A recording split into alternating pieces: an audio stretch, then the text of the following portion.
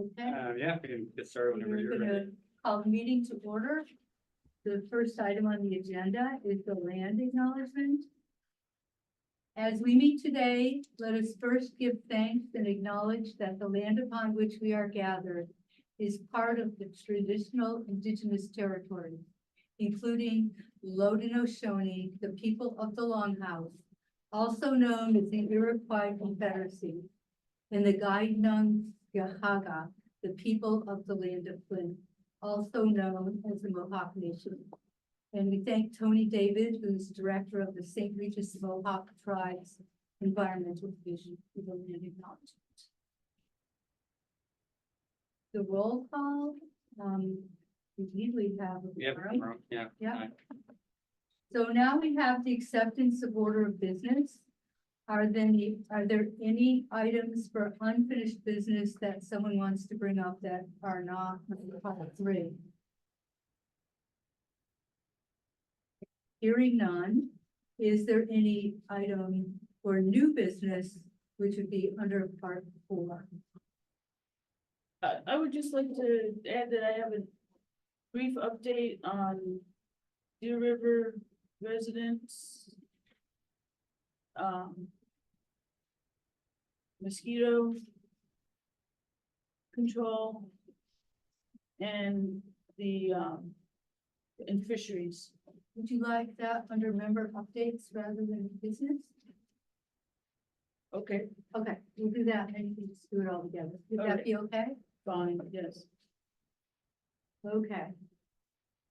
The first item, or the next item on the agenda is the approval of the minutes from last month on September 18th when we met. Has everyone not been able to see a copy of the minutes? I know Sam sent them out. Does anyone have any questions or discussion on the minutes? And do I have a motion on the minutes? I would so move. I second.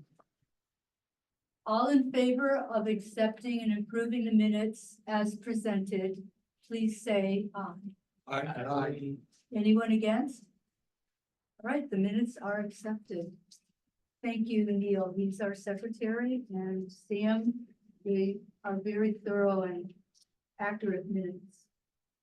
Now we have council logistics, and that is new applicants. Sam, how did you want to I don't know if we want to put that a little later? maybe put it a little later or Yeah. talk to them, or I don't want to go Yeah. necessarily, we can put it Yeah, later. well, basically, we have 4 positions and we have 6 people that have applied. So we have everyone on the board has received the applications for everybody. And we just thought we might have a little conversation about it, and we have applicants here tonight. So we thought maybe in the comments to the public, they would want to say something. Introduce themselves, I guess. Yeah, just introduce yourself and, We also all introduce ourselves too. yeah, and we will introduce ourselves since we do have many guests here tonight. And that is the next thing, comments from the public. So I will start by introducing myself. I'm Sue Rao, and I'm the current chair of the Environmental Management Council. And I live in the town of Norfolk, and I'm a farmer. And we'll just go this way around. I'm Linda Page. I live in the town of Hopkins and just very interested and concerned about regional environmental issues. So I wanted to perform some civic duty and joined up. Nicole Terminelli, I am the legislator for District 14, which is primarily the village of Messina, and I serve as the liaison between the Board of Legislators and the EMC. I'm Lance Schroeder. I live right next to the courthouse, which is about 3 blocks down over there. I've been on the council since I think 1998 or 99. A lot of stuff has happened. And I taught chemistry and astronomy at Potsdam, and so I've done a lot of work with environmental stuff. And was a proud member of Syracuse University Forest college. Thank you. I'm Brian Washburn. I'm the vice chair of the EMC. I'm a retired professor of chemistry. Hello, my name is Mike Diverson. Been here in this group for less than a year. I live in Canton. And I'm the Director of Sustainability and Energy Management at St. Lawrence University. Hey everyone, I'm Sam Joseph. I work in the planning office at the county, planner two, and I kind of staff the EMC. I'm Neil Woodworth. I'm the secretary of the EMC.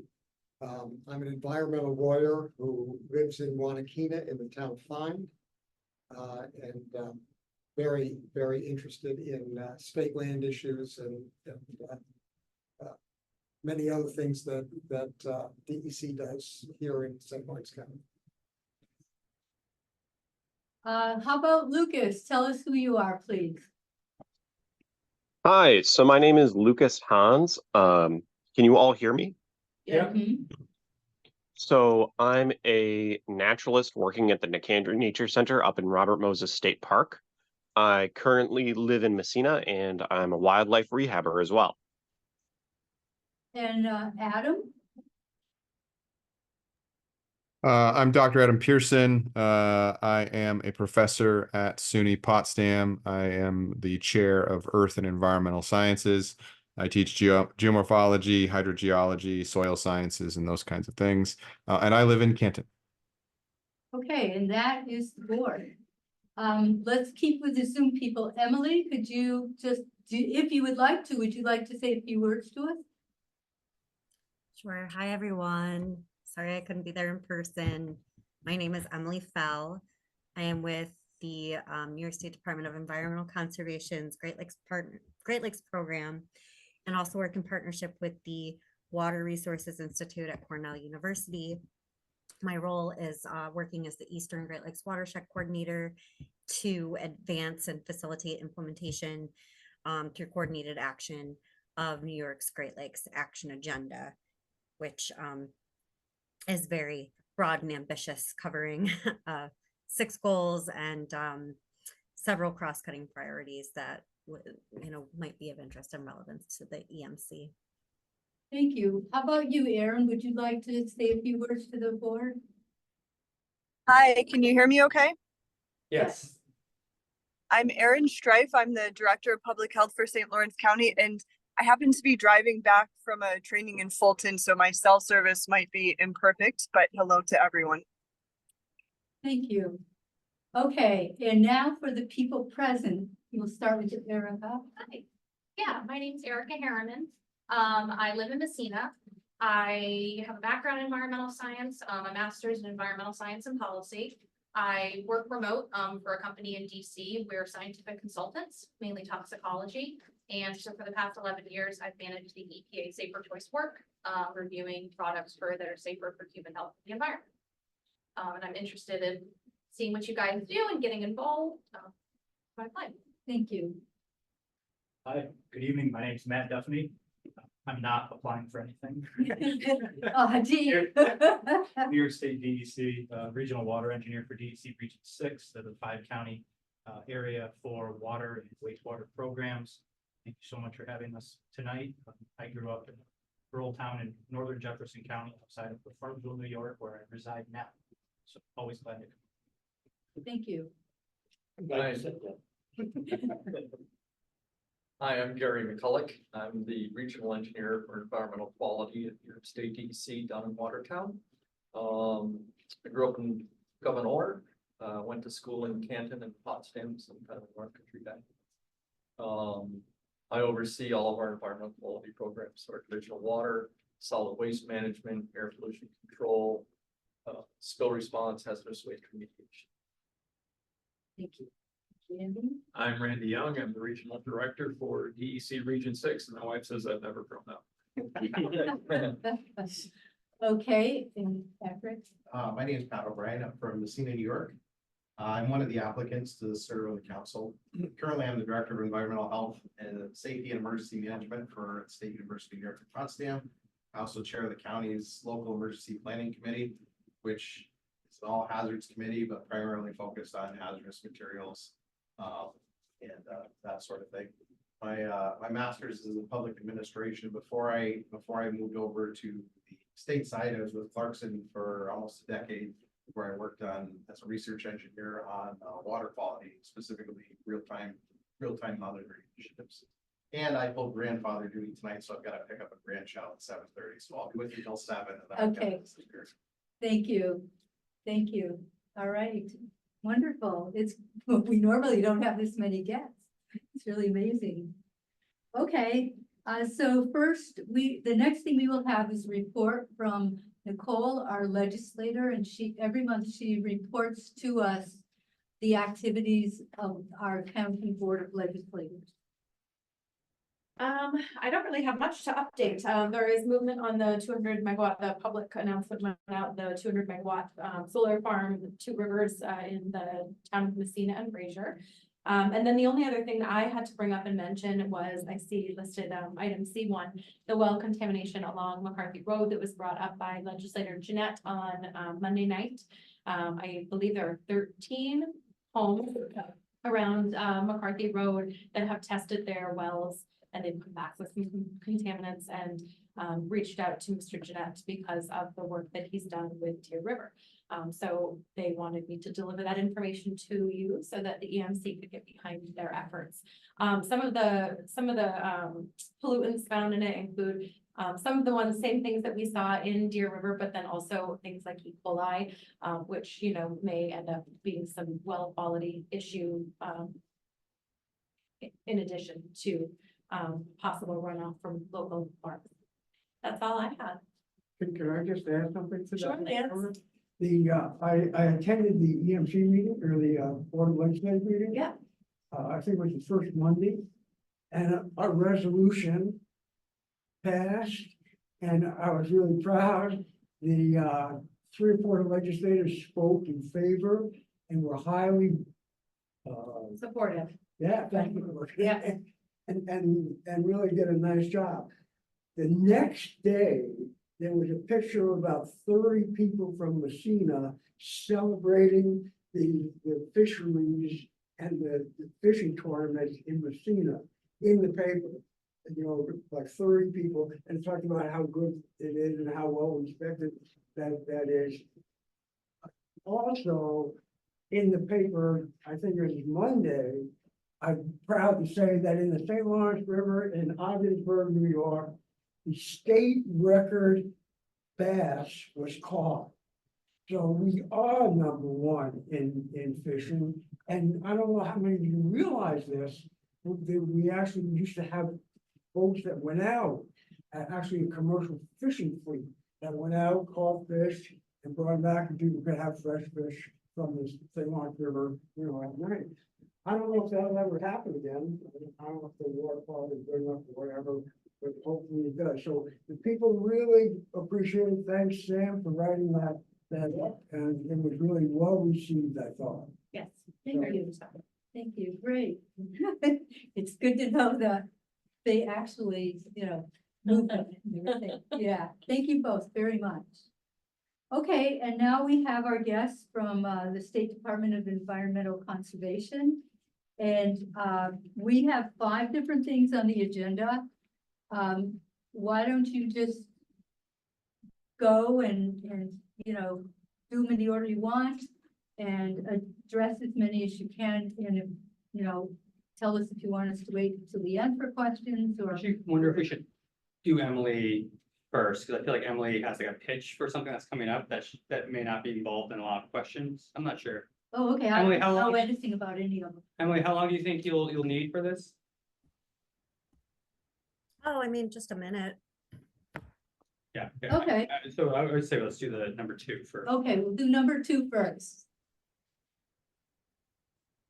So I just wanted to share that we have upcoming Great Lakes Action Agenda work group meetings, and so for some background within our Great Lakes Action Agenda implementation, we organize sub-basin work groups to support the coordinated implementation of the Great Lakes Action Agenda. As I mentioned, there's 6 goals. These include addressing toxics, reducing nutrients, managing invasives, natural resource habitat, conservation and management, promoting community resiliency and ecosystem integrity, as well as sustainable resource management for our lands, waters, renewable energy, and recreation resources. And yeah, I shared this flyer. Thank you for pulling that up. And so this is an opportunity to learn about the agenda, connect, network with partners, and identify projects and other actions that are needed. We do have a current RFP out. It's a DEC Cornell Water Resources Institute request for proposals for research and outreach projects that support the Great Lakes Action Agenda. And that's due on November 22nd. So it could be an opportunity to learn more about that request for proposals and connect with potential collaborators to support an application. And on the flyer here, we have registration links for those meetings. At the very bottom, you'll see the Northeast Lake Ontario St. Lawrence River meeting being held at the Dobisky Center in Ogdensburg. We have, been trying to hold these meetings within the disadvantaged communities identified by the Climate Leadership Community Protection Act, climate justice working groups. So Ogdensburg is one of those communities to provide some opportunities to build relationships and connections within those communities. And we're, inviting local leaders from this community to participate, as well as, St. Lawrence County EMC members that might be interested in joining and connecting. We do encourage registration. It helps us plan ahead. And we're also asking for any updates that partners would like to share to be shared ahead of time, and any visuals you'd like to have included. We can include those in the meeting materials. And I will put that registration link right in the chat, but you can also follow up with the work group flyer as well. But if you're interested, available, I hope you're able to join. We do offer hybrid participation if you're able to join remotely. And so if there's any questions about that, I'm happy to answer. Thank you. Does anybody have any questions? No, I just have a suggestion that somebody from the EMC go. Yes, that would be nice. Sorry, what was that? Oh, he suggested that somebody from the EMC should go. Yeah, that would be Is wonderful. there anyone here who, off the top of their head, thinks they're free that day and might be willing to go? I'm going to be in California. So I I'll won't be probably going. end up going. Okay, Sam will go, and if anyone else would like to go, just talk to Sam. All right, thank you very much. And there is a Zoom option, right? You mentioned, yeah. Yep. So And I'll probably go in person. So if you go to that registration link, it will ask if you are planning to attend in person or virtually. I'll follow up with an email to everyone just with the information again. And we sent out the agenda and minutes from our last meeting, as well as the flyer. And we've also developed an index of partners based on a survey that we put out. And if anybody's interested in that survey, I'm happy to share that. And all those documents are in our Google Drive. So if anyone's curious. The index of partners and others. Oh, wonderful. Yep. So one of the things that we did within the index of partners was we asked people what technical assistance they needed and what technical assistance they can provide. So it's a great way to help connect with potential partners by seeing what assistance they might be able to offer or what they need.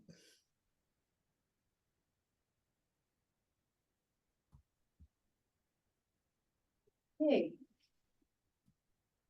We're gonna give it back to you, Randy. Okay. Sorry to take it away. Have a quick announcement. It's not on the agenda, but it will be short.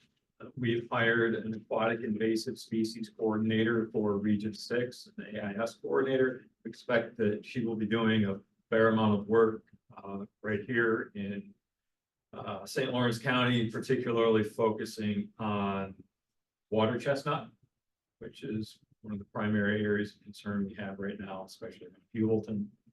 So she has been onboarded. She'll be based out of our Brownville office, and we hope to get her some actual technology as well that'll help her with that effort.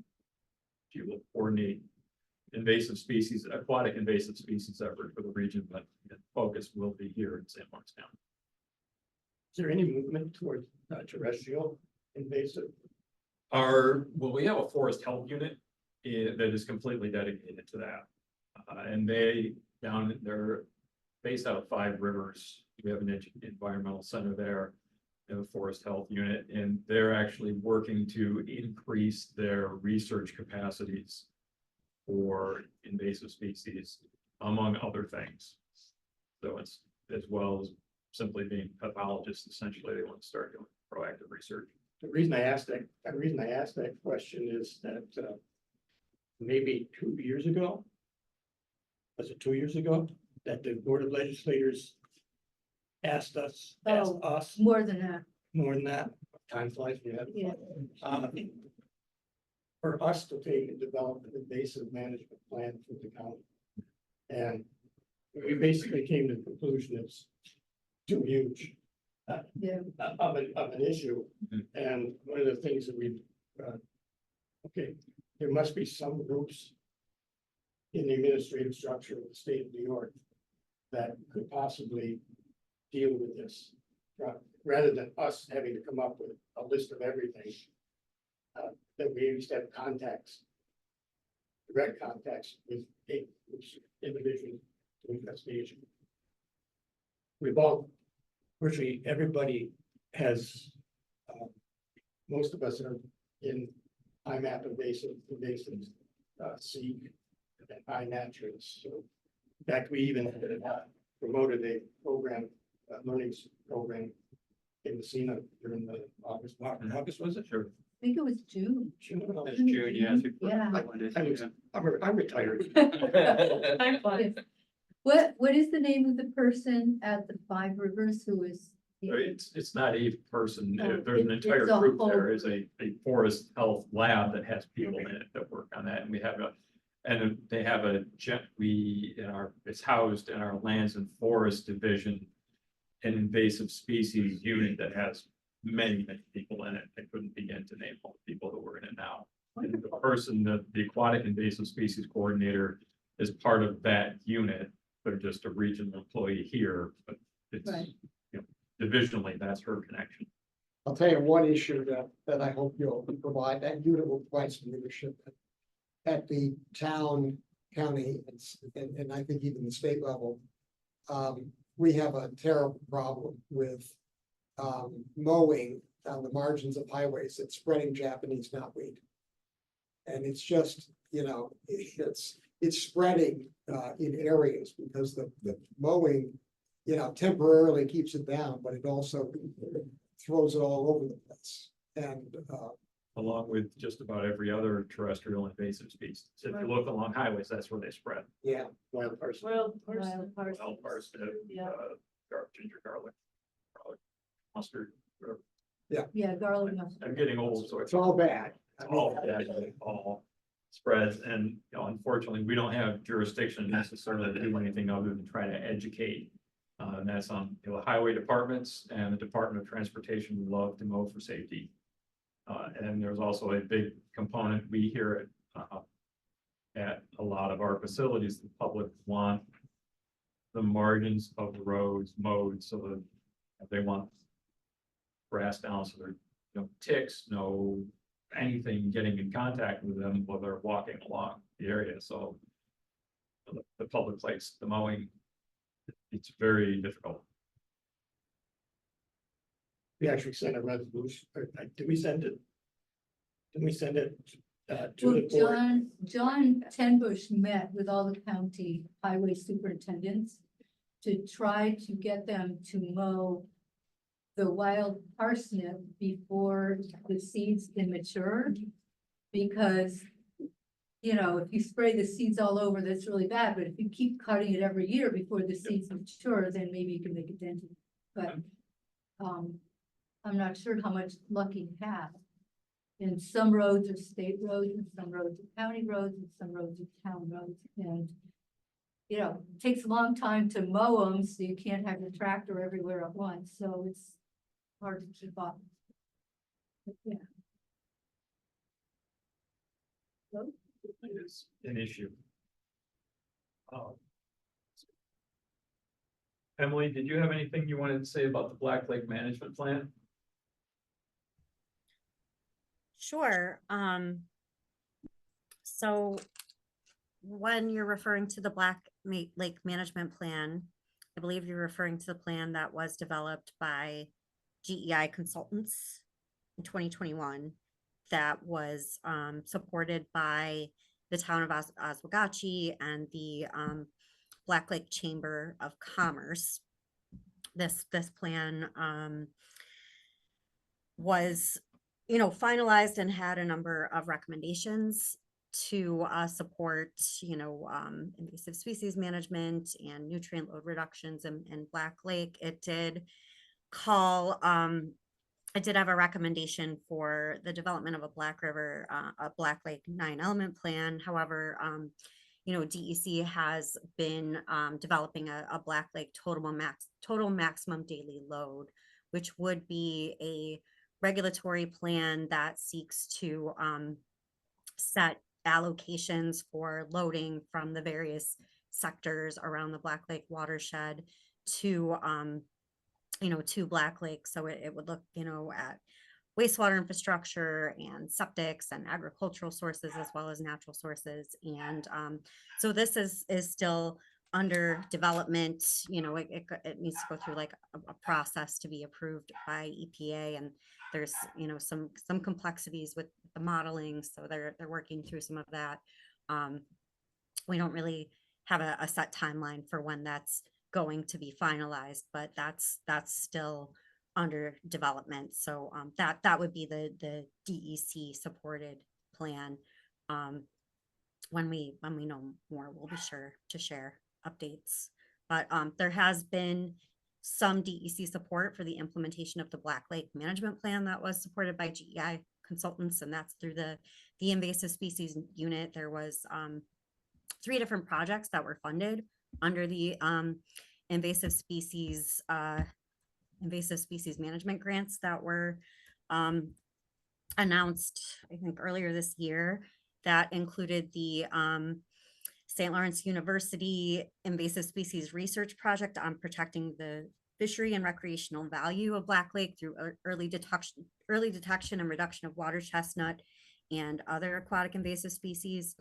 And the town of Oswegatchie also received funding for invasive species early detection of and rapid response and control of terrestrial and aquatic invasive species in mainly in the Oswegatchie River. So so those are well underway. There was an Oswegatchie River water chestnut poll that was planned in 2024, but this had to be canceled due to some high water levels this year. I've brought up the issue about the Black Lake Management Plan.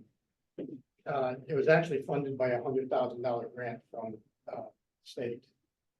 And Did we fund that directly, or did we fund it through the town, I don't know, I'm asking, it basically came through the actions of Senator Ritchie. Yeah, I think there was a town contribution to it, maybe a 20% piece Whatever. that they raised some money, but primarily through the state. It's a very, very extensive management plan. And the question I asked is, if the state of New York, through whichever source, be it Department of State or DEC, if they take an upfront the majority of the cost of the development of a lake management plan, irrespective if we're talking Black Lake, maybe anyone, any other. Is there any review of the parties that received, the entities that received the benefit of the plan? Is there any review that the entities are actually progressing through the recommendations of the plan. I'd have to, if we directly funded it, there would be, but if it was a grant that we gave to another organization for them to then fund a study, which we do a lot, then it would probably be the grant recipient. It would be the person who proposed the activity who would be responsible for that, or the entity. I'm not sure I'm making that very clear, but we give lots of grants, but we are not, we give them to people to do, to organizations to do things. I think you're the deliverer of the money. Yeah. All right. So if- The reason I asked that is we had a presentation on the plan, and at least in my opinion, because I read these things on a regular basis, a lot of the non-monetary portions of the plan, the organizational structure that was basically dictated in the plan, did not come to fruition. Right? And being who I am, I'm in the chaos. We'd have to, we'll follow up.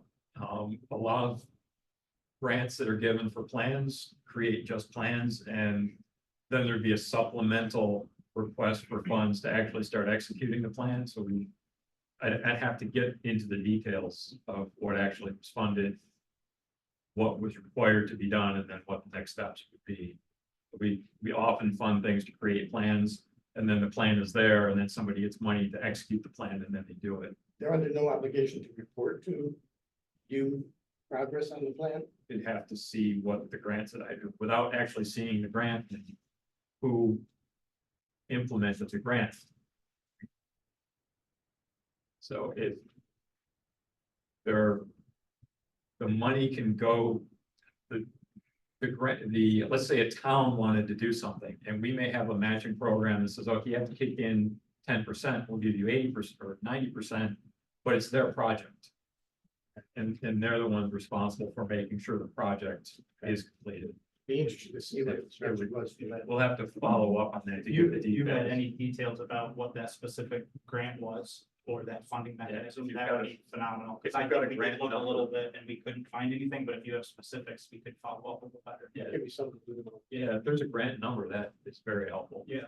Sam, do you think that there might be something that John left when he retired that we have some of that information in? I definitely have the management plan, so I can look into that a little bit, and I can dig around our documents. Yeah, and I also like, Emily, you mentioned GEI, right, as the consultants? And it was through the town of Oswegatchie, and what was the other entity? Yeah, I talked with John Tenbush about this, and he said that the town was able to support it with American Recovery and Reinvestment Act funding. And I certainly have notes on it. It must just have dated, they spoke to us, it must have dated prior to October 31st of 2023, because that's in a different notebook. So.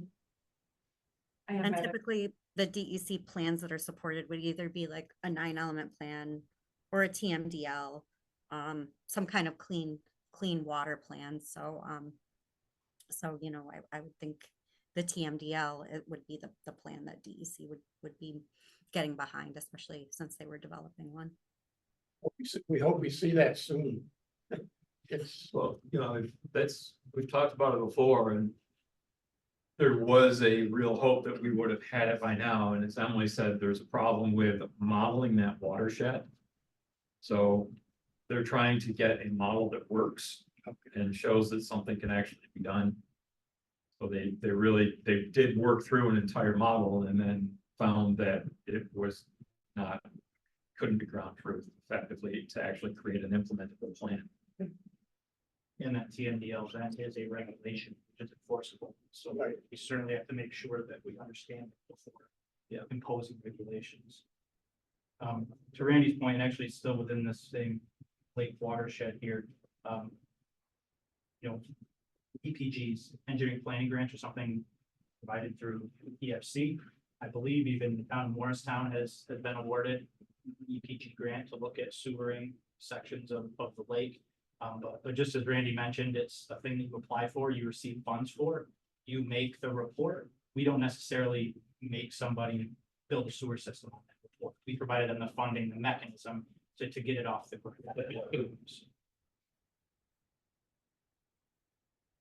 That kind of indicates, as far as we are concerned, Sue, is that maybe we should invite these people who are getting these grants to basically update us on the outcomes. Does that make sense? Sure. Just some anecdotal evidence. The Lake George Association, there's an activist group there that every year they spend thousands, hundreds of thousands of dollars trying to mitigate Eurasian milfoil. And the most recent report I listened to,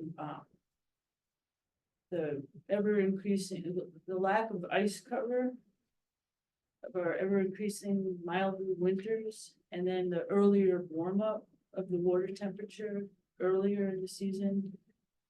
I remember them saying that the water temperature in June was what it normally would be in July.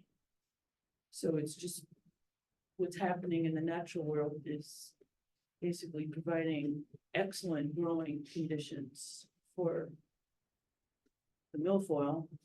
And I'm sure there's probably other invasives too. Just about every invasive species Right. benefits from it being.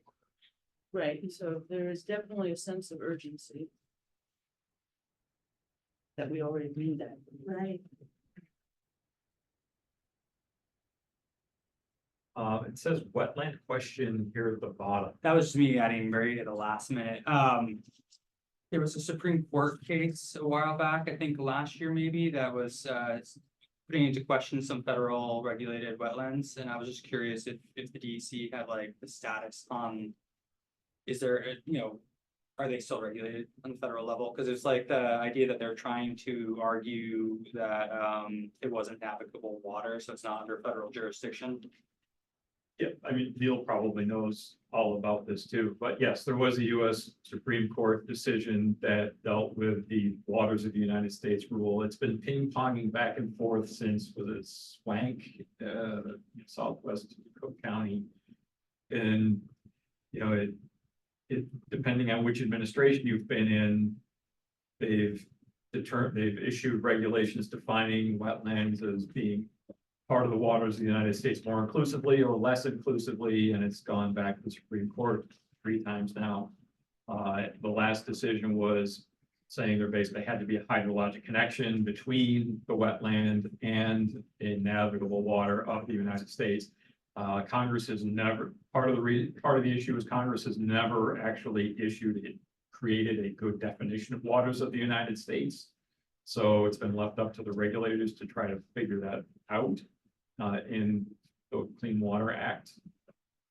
So they did restrict what had been regulated as freshwater wetlands under Army Corps and EPA. It doesn't really affect anything that DEC regulates, and there are still federally regulated wetlands. We still issue 401 water quality certs. People still should go to the Army Corps and get a jurisdictional determination if they're doing anything that looks like it's on a wetland, because the Army Corps didn't go away, and federal wetland jurisdiction didn't go away. It's more of an issue out west, I think, than it is here. And New York State has changed its wetland statute. So we're doing away with the maps effective January. We're changing our regulations are being updated right now. Hopefully those will be out in January when the statutory change begins to take effect. And then we will be regulating down to 7.4 acres of wetland instead of the 12.4 now. Unless you're in the Adirondack Park, which does affect St. Lawrence County, in which case APA regulates them much more stringently. It's like 1 acre, right? Yes. That's wetlands. You want to talk about PFAS? No, I love PFAS. I'll give it a shot. I saw a couple of questions. But in order to tie them kind of back to the way our programs work, I'd like to do just a really quick overview first. And then have at with all the questions you might have. PFAS is pretty near and dear to both Matt and me. We got dragged into the Albany area back in 2016. And worked 7 or 8 weeks, 15 hours a day, 7 days a week, putting in water filtration systems for houses that were impacted. That kind of kicked off the whole emerging contaminants issue in New York State. So we've been dealing with this for a while. Probably one of the biggest difficulties that you will have with what I say is the way that we stovepipe how we deal with perfluorinated compounds and other emerging contaminants, because it's really not a great one size fits all approach. And I can't really control that. So some of the things that we have done just through our existing regulatory controls, we've done monitoring of landfill leachate. Most of that leachate goes to sewage treatment plants and then gets treated there and discharged to the water. So you've got that whole cycle. So we've done sampling there. We've sampled wastewater treatment plant effluent, or requested that communities do that. We recently had an effort where we have been sampling wastewater treatment plant sludges, specific to those sludges that are then land applied as biosolids. So we did some sampling here, I think. No, somewhere in Ogdensburg, yes. So we're looking at, PFAS compounds that may make it through wastewater treatment into the bio that are then land applied, to see whether this long chain of events happening there. We've looked at some specific industrial uses, companies that we know that were producing or utilizing perfluorinated compounds. We've looked at airports and fire training centers for their firefighting foams. And then on top of that, the legislature stepped in with changes to the law, to the environmental conservation law, requesting that we begin a sampling effort for inactive landfills. And this is probably the one that touches St. Lawrence County maybe more significantly, because back, I'll get my dates wrong, I'm sure. I thought I was old, but not as old as these regs. But I think we're looking at 1989 and 92 sets of regs that required the engineered closure of landfills. And our solid waste engineer at the time did a pretty good tour through St. Lawrence County, encouraging the closure of the small town dumps before those regulations kicked in. So a lot of the old landfills in St. Lawrence County, when we say they were closed, they simply ceased using them. There was no engineered closure.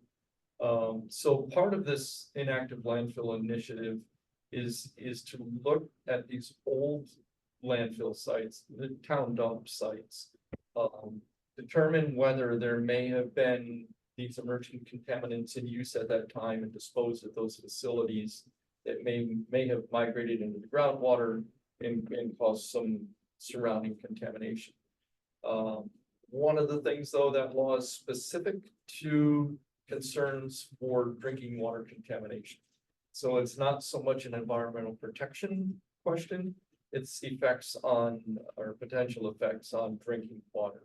So that entire process is, we go out, we rank sites based on priority, based on what we know of their use and their size and their hydrological conditions. And then take that priority ranking system and then annually hit a certain number of these sites, or go out to limited groundwater investigation. And then if we find concerns that, not just that there's PFAS in the groundwater, but that there's PFAS in concentrations that give us a concern that they may affect drinking water nearby, then we do a focus list to look at the wells nearby. We sample those drinking water wells, and if we find contamination there, we provide some mitigation through whole house filtration systems. And then that's when the actual work begins to then go back to the landfill and say, okay, how is this landfill creating the PFAS issue that's affecting this house? Is it something that we can clean up? It may be remediable, it may not, you know, some of these concentrations are so unbelievably low that even though they violate the drinking water standards, remediation at the source may or may not be feasible or cost effective. You know, so that it sets kind of a full chain of events.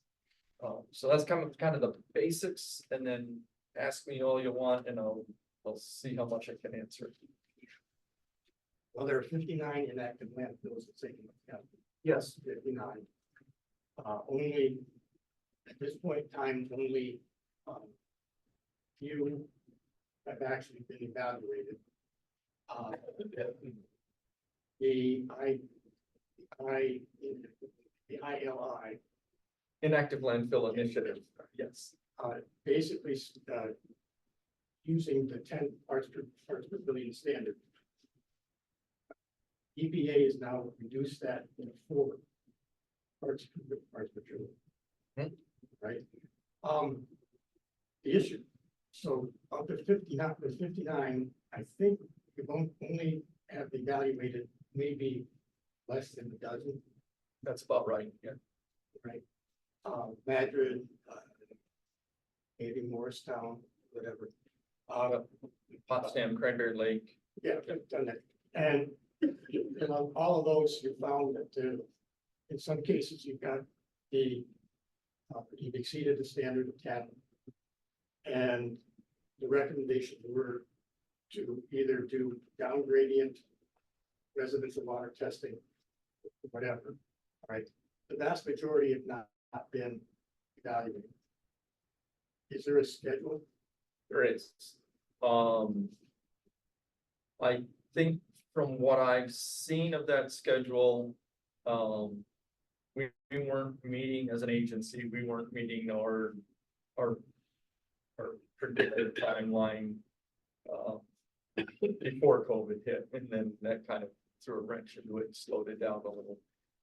I believe for the 2023 investigation work plan had included Colton, Oswegatchie, Hubleton, Town of Lawrence, Russell, Norwood, and maybe Helena too. Those haven't been done yet, and so they were planned for last year, so you know it's maybe next summer. You know, and it won't be all of those, probably half of those I would say you'll see, we'll do that investigation next summer. Some of them get a little bit dicey when that property is sold in the community that had the dump is the owner and access becomes an issue. Well, the number one priority in the ILI was Potsdam paper. Yes. What's going on with that? So we've provided whole house filtration systems, carbon filtration systems for the homes that had actual violations of that standard. So anywhere where there's an actual impact to drinking water, we've got mitigations there. Or we've at least offered it. Or we've offered it, yes. We can't force it on people if they don't want it. Yeah. Those are mostly downgraded. Yes. I believe the ILI, one of the recommendations was to start sampling upgrading. Yes, I think what you'll see with Potsdam, though, that will be different because it'll get booted out of the ILI program and into our inactive hazardous waste remediation program. Anytime we find a facility with impacts that are causing actual drinking water impacts, then our focus starts to turn toward remediation. So it moves from one section of law to another one, and we start looking at that in much more detail than that. The ILI is really more of a broad brush. Is there an issue here? And then when we find one where there is an actual issue, then it moves to a dedicated group of people to start looking at and the whole host of, I mean, even the ones where we did, I'm sorry. Well, when that program was conceived, it was not really specifically trying to identify PFAS in every individual location. It was trying to figure out across the state, what is the kind of sort of universe we may be dealing with. Like, we don't really know anything.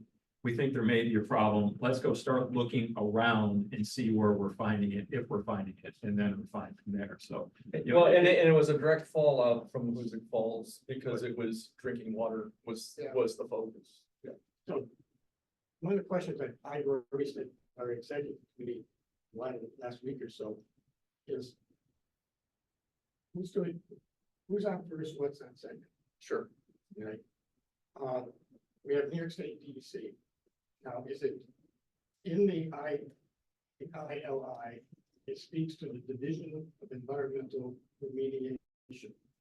So is that a subdivision of DEC? yes, Yes. So the Division of Water would be doing the groundwork, the analysis, the extraction of the water. No, no, No. so I'll back up. So stop me when I go too detailed, all right? I can do that.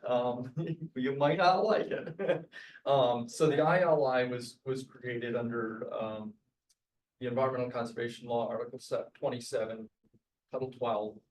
And that work is done by our landfill program. It's our Division of Materials Management, used to be our Division of Solid Waste.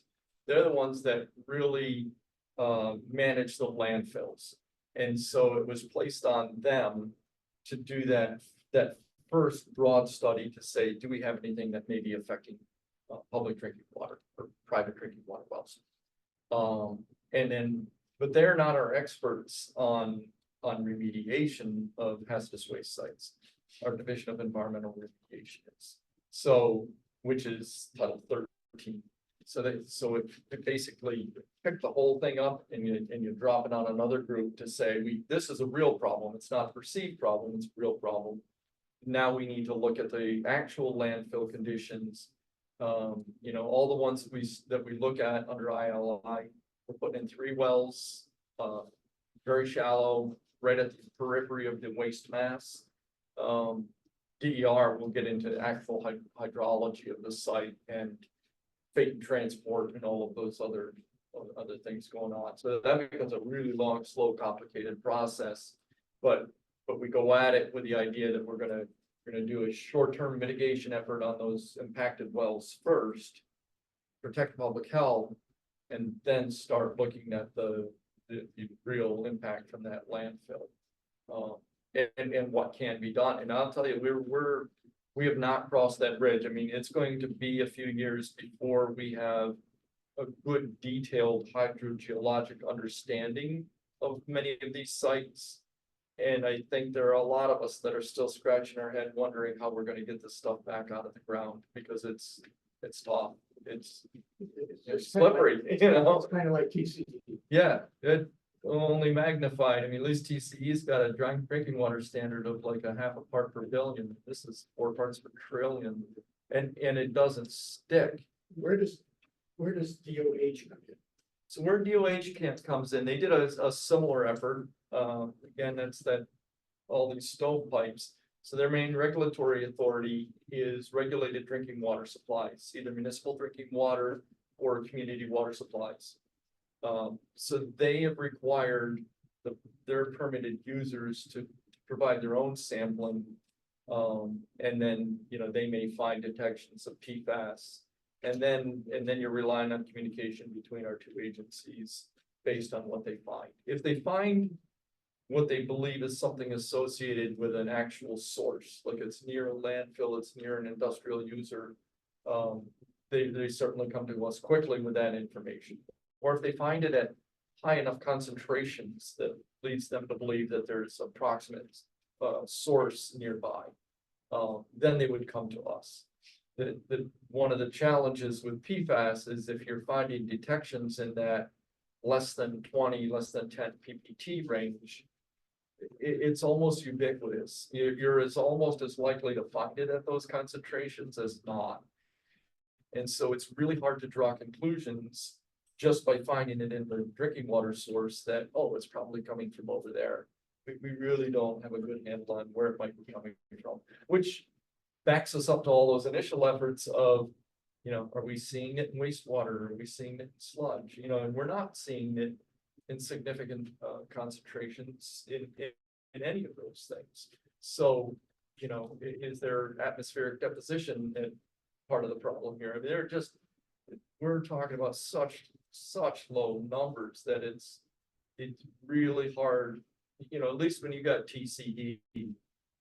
I mean, it's so unnatural. It had to come from somewhere, and you can usually point your finger and then you can put in a couple wells, which find different concentrations and find your way back. At 4 PPT, you're gonna put in 5 more wells that are all gonna have 4 PPT. It doesn't even get you a direction to go in sometimes. So You mentioned that you can some biosolvent at Hewlton. yes, Hewlton, 2 years ago, PFOA and PFOS were in the 2 range. The 2023 annual water report for the bill, Hewlton, the value is over 5. okay. I wasn't aware of that, so I apologize, but It's over 5. sure.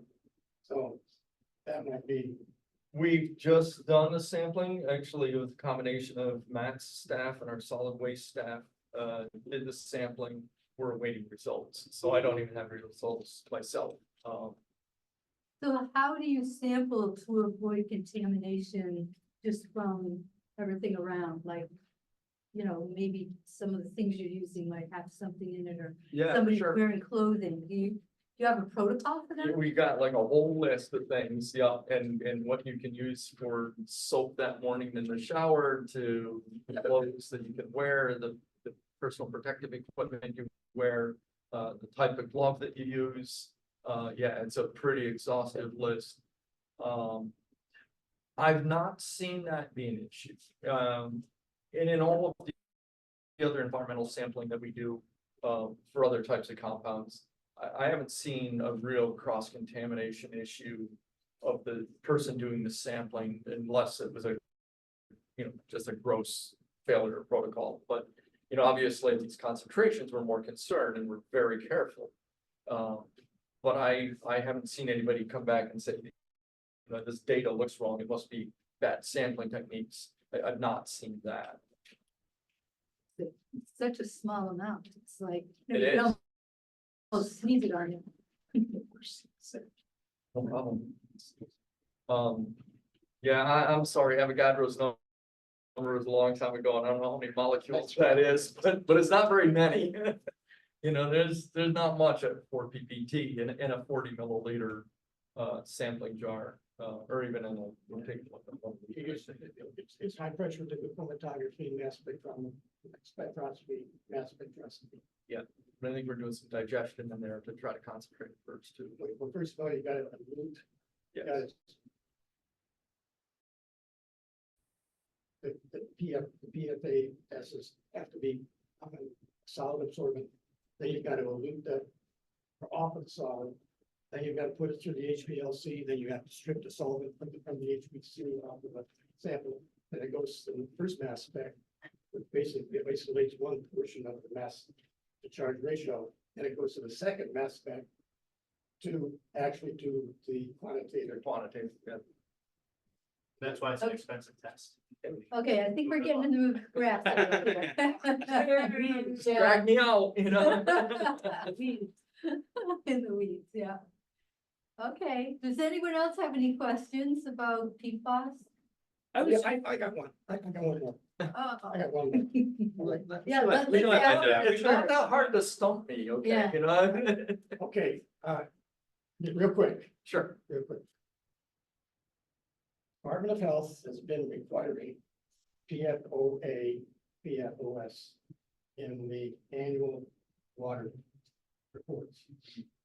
Last year, they changed from PFOA, PFOS to PFOA and PFNB. I thought to be PFBN. Okay. Fluorobutanoic acid. Is that anything concerning you people with the evaluations of the plant? So yes and no. We do a full suite of perfluorinated compounds. But when government acts quickly, it's pros and cons to that. DEC acted very quickly in 2016 to add PFOA and PFOS to our list of hazardous substances, so that we would have some regulatory authority to actually require sampling, to spend money to do cleanups. And we didn't, we couldn't have cleaned up anything if we wanted to, because we didn't have funding authority to do that. So we acted very quickly to add those two compounds. And that was before we really knew what we were doing, right? So then as time goes on, you start to realize there's a whole suite of perfluorinated compounds, and we don't have that same regulatory authority over each one discreetly, and we don't have a total. But my understanding is we haven't really seen a problem where usually there's enough either PFOA or PFOS to act as a surrogate to tell us that there's a problem. You don't usually have some of these other spurious compounds absent those two. So they tend to give us the authority we need to do our job, but they certainly are not the universe of contaminants that could be of concern. And so we're working our way through The that. reason that they shifted to that is these are all, to a large extent, these are all derivatives of carboxylic acids. And as the number of carbons in the carboxylic acid decreases, the water solubility increases. So the indication was, at least in several studies, mainly out of Minnesota, was that let's look at the one which is most likely to be soluble in water. That appeared in the annual water reports. Wonder where you. Okay, Linda, your question? Just really quickly, are there any products that like people use every day? Are these compounds maybe, the trace amounts in the water that you just described so minimal, but is it in Teflon? Is it still being manufactured in like nonstick cookware and fire extinguishers and fire retardant clothing? I mean, maybe there's minimal amount in the seepage into the groundwater, but maybe the real crux of the problem is still causing it today. Yes, great question. Yes, no, maybe, and a little. No, so we do have regulations that address these emerging contaminants in consumer products. I think one of the bigger ones has been the 1,4-dioxane, in terms of a product that is still, or at the time was still being intentionally added to things like cosmetics and shampoos, that kind of thing. So we've got regulations to reduce that. And I think that has been relatively effective. We do have concerns for I think clothing products that come from overseas where our regulations don't really reach as well.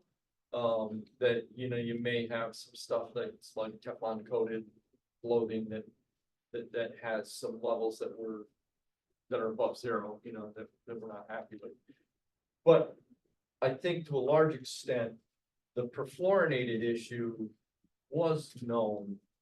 It wasn't regulated and it wasn't known to be the environmental hazard that it is. But I think industry knew, and that was on its way down. The amount of FOA in as a residual of Teflon manufacturing was way down. So it was already trending down in the actual consumer products before we got there with the regs. So they already knew it was a problem and they were hoping to not get caught, I think, but. So they're not using it anymore? Like when you go to Walmart and there's like reams and reams of nonstick cookie sheets and, bakeware. Right, I think it's. That stuff's all safe to use now? The manufacturing, I think, is designed to limit the amount of residual of that there would be in that final product. PFOA and PFOS have basically been, well, the main culprit has been 3M manufacturing. They basically got it, but to answer your question is, what is there that replaced Right, AFOA? right. Now you're into Generation X's. Yeah, you are, and I'm not necessarily happy with some of the answers I've heard myself in terms of like film forming, firefighting foams, that type of thing with shorter chain perforated compounds. I mean, we've got concerns about that, but you know, again, we've got to work with the regs and the statutes that we've got. All right, thank you very much. I can just touch briefly on the well contamination along McCarthy Road from DEC perspective. Matt can jump in if I leave anything out. We were given an email a while ago, somebody saying that, you know, a group of neighbors along McCarthy Road tested their wells and found E. coli. And coliform, they were concerned. We'd asked for results from this person. They didn't want to provide anything. Someone subsequently independently contacted our Division of Water and said, you know, we have these results. They were very forthcoming with us, and, you know, we're asking for help. Drinking water well issues are primarily a lead of Department of Health and not DEC. So I believe Department of Health and St. Lawrence County Public Health have gotten involved, and they're looking at that. I think we've only gotten the results from the one. Yes, I have. The one person. You know, if DOH or public health finds something that indicates there is a source that would be regulated by us, then we would go and look at that source and investigate it to see whether or not that was the issue. But, you know, the old drinking water wells are kind of tricky. If you haven't had your own well tested and there's no baseline, you know, you really don't know what you're drinking. Especially old wells, a lot of them are shallow. They're basically surface water sources. They're very susceptible to contamination, and each one is sort of its own thing. Now, if you want to connect them, then you have to look at hydrology, and sometimes that can surprise you. But You also have to deal with the regulations of the septic system. Septic system. Those are usually the first place you look, is your own septic system. That's It's simply a biological contamination issue. this was specifically complaints about E. coli and coliform, and I don't believe the type of coliform was specified. So other than, I don't know if it was just coliform, complete coliform. I didn't see any results with E. coli, just positive. Just positive for coliform. The complaint that we got originally said E. coli and coliform, but I guess we haven't seen it. So. There's a large dairy nearby, right, that they are speculating that might be connected. Yes. Correct, and they're compliant with their CAFO regulation. Yes. Permits and everything. Okay. Yep. Which was that, Scopers. And I did receive a call from somebody last week, again, complaining that Stouffer's was spreading. I talked with them, said, yes, they have a CAFO permit. They're allowed to do that. There are setbacks that they have to follow. They have a nutrient management plan that regulates the application. I mean, I can understand why people would look at a tractor trailer load filled with manure and get concerned, but you know, they do have a nutrient management plan that describes how they have to apply that, at what rate, and the conditions in which they do apply it. I don't know about Stouffer Farms in particular, but most plow it in now relatively soon after it's applied. Yeah, I think it was, well, you mentioned this gentleman earlier, they called you, he's on your contact list. Yeah, there was somebody else who called, they used exactly the same language, and I spoke with him at some length. Any questions about that for DEC? So the other thing on our list here is Deer River. Do you have any kind of update on the Deer River situation? I think the specific questions, I don't remember them all off the top of my head, but one was whether the rib sampling had been done. That had been put off a couple times because of the extreme high water, but it has been done now, and Matt can fill you in on that and any other updates we have. not a lot to update. We did collect samples on 9-3 and 9-4. Actually added a couple more locations. And in general, the same suite of analyticals that we ran back in June. In addition to that, we also did the full coverage for the macro vertebrates. The lab testing for that's fairly extensive and time consuming, so we're still waiting for that compilation to come back, point us in the right direction. I did know from the samplers that went out, they did not see the presence of the fungus there. However, I'll caveat that with it was relatively close to that hurricane that went through. There's some big impacts up here, a lot of water moving, a lot of flushing. So we don't want to jump out into conclusions, but I would say anyone from the community has observations or something. The department does have a website now they can report directly on. I haven't personally heard of any odor or any other observations or inquiries since we did the public meeting. I'm not sure if any of you attended that back earlier in the summer, but we're certainly looking for those data points if people do have observations or maybe things have improved a bit. So folks with an observation can go to the DEC website. Is there a? Yes, I can link? follow up afterwards. There's a link, there's a form to fill out. There's a log if you'd like to track things. We also, at that public meeting, we also gave everybody Nancy Arquette's contact information. If they have any questions, they can, or information that they're not comfortable navigating the website, they can contact her, or they can go to the town offices. They can go to the town of Lawrence town office. Or Brazier too. Or I believe we have. Brazier, and they have a log there that, I believe we've given the forms to both Brazier and Lawrence. oh, there's an actual form for folks to fill out, okay. Where are you at in the renewal? The EVs. Information gathering stage at this time. We're actually, we do have an enforcement action pending against them. And that, I don't know how that will affect the actual permit, but it will contain a compliance schedule that they will have to implement to address the issue. If they come forward with any plan of action to rectify the situation.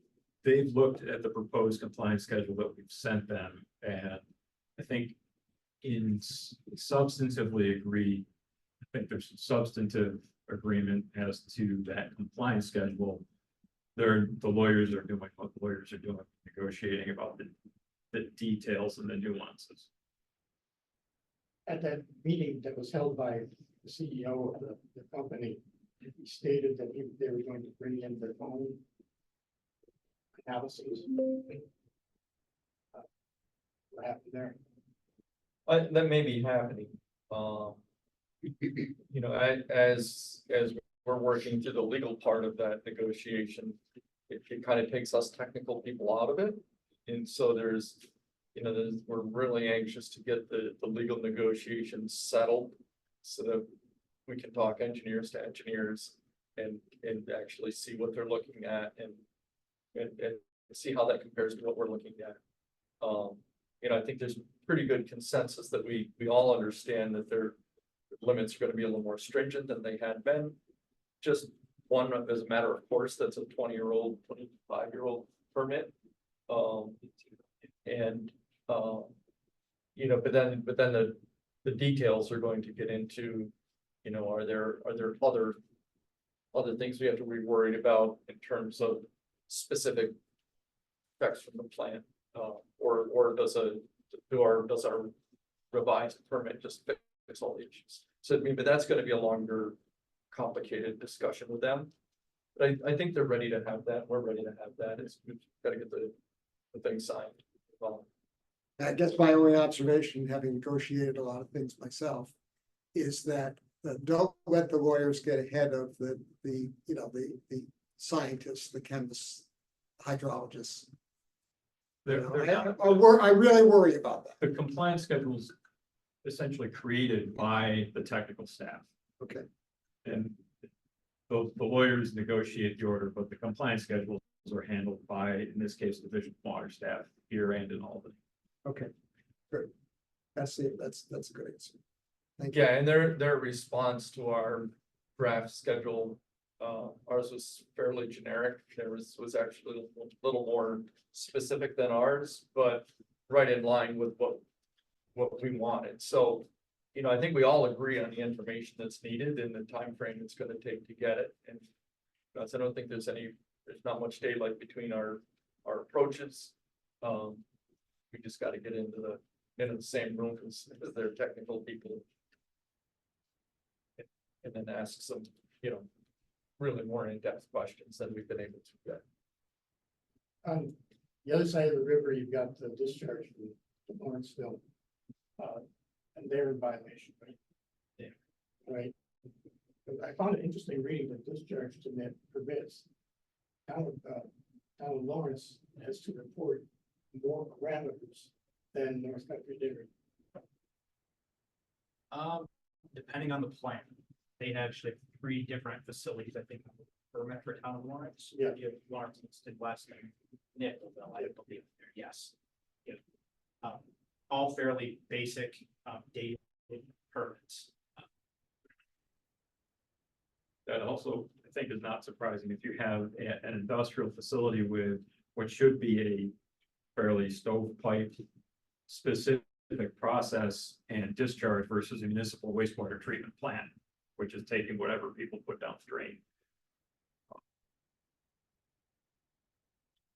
But I guess what I'm concerned about is that they changed their industrial process, right? Yes. The yogurt factory. And these problems got a lot worse after they changed that process. Yeah, I don't know that we could prove that if we took that to a hearing. We'd have to go through and get more information from them to say it was a change that was actually substantive enough to require them to report that to us to do and require a permit modification. Facilities can make changes to their processes and the things that they do without changing a permit. In the way the regulations are worded, it's not horribly specific. It's sort of, if you're not going to do something that's going to upset how your plant's going to work and what you're going to discharge, you have flexibility. So And our back engineer that. Yeah, and our permits, our more modern permits are a little more specific about, you know, more specific than the law in that regard. So if we give them a little tighter parameter suite, if they're gonna be outside that, then they need to work with us and show us how that's going to affect things. You responded to my, I'm the culprit. I asked you whether putting the weight in was considered to be processed water. Yes, that was a few months ago. Right, processed water, and your response to me was, as long as they meet their compliance, their discharges, they could take and put all that whey that they were at one time, I guess. The whey was dehydrated. kept separate, they concentrated it, and it was never sent to the lagoons. Yeah, Right, so, I'd have to pull up that response, because I think from what I remember, it was a little more nuanced than that, because some industries, the definition of process may change. But also, the lagoons are, you know, they're an old technology, but they're actually fairly forgiving, which I think can ask certain things. When you have a 4-month travel time, or you adjust up a little bit this day, it's forgiving enough to settle out hypersensitive type of treatment. To that regard, it can be unforgiving in other aspects. It takes a little bit more to undo some of those things. Yeah, and it's pretty clear they're aware of that, because I think as their BOD levels, and the influence side are going up with the change in their waste that they're putting in, you know, eventually it starts to rise throughout the whole system, and then you start to say, whoa, but now it's gonna come back down slowly, you know, so you gotta wait for that. And in the interim, they had some pretty big investments and cost investments in engineering. They added additional aeration, they improved the type of aeration to give better oxygen content in those lagoons. So obviously, somewhere along the line, they knew that whatever they're doing needed a lot more air, you know, because there's more BOD going in. So they were dealing with some process changes. I really don't believe that they were aware of problems after the end of the pipe, but they had some operational concerns and they were working on that. So it's, you know, they were working hard to treat that waste, but it's, you know. What's it, you say they're in violation? Said there was a. Other speedies permit. You said they, What the alleged violation was, that they were contributing to a water quality violation. So a condition that was a violation of water quality standards. So they weren't actually having discharge parameter violations under the permit. But even if you were doing that, you can't cause or contribute to a water quality violation. They actually did have, One BOD. yeah, One a BOD. violation. Yeah. But it was after we were already involved and we'd already sent them a notice of violation and drafted a consent order. It's, you know, it's that late in the process that elevated BOD made it all the way out to the river. So you can't look at it purely as a numeric problem. There's something in the waste characteristics that were also contributing to the growth of that organism that hadn't been those conditions. Some variable that I'm not sure we know what it is caused what had been going on to change and create the growth of the sewer funds. Can the DEC say recommend that, say they drive away again and don't put it in there because that might have been the problem? Or do you have to know that that was the problem and then they have to fix it some other way? So they could, what we would do is require them to present an engineering solution. With the permit will set parameters for their discharge limits. So their effluent limits will be set based on water quality standards and trying to avoid having this happen again. And then it's up to them to engineer from that point back to saying, this is how we will make sure we meet that. And then there's a technical review to say, okay, this proposal will in fact cause you to comply with those effluent limits. But So you we don't don't know. we very rarely dictate a specific solution. You know, we leave it up to them to figure out, this is the best technical solution for us. And as long as it actually goes through an engineering review and will result in compliance, then it's provable by us. Since you don't know what the parameter was, how, and they weren't necessarily in violation until a few times, then how would you know you were solving the problem? That gets back to the technical staff that you know, referred to there. So they're gonna figure it out. They have, that's part of that compliance schedule and them bringing on technical staff and then giving information to us. And just in general, certain parameters will probably be a little bit. Because it's an older permit.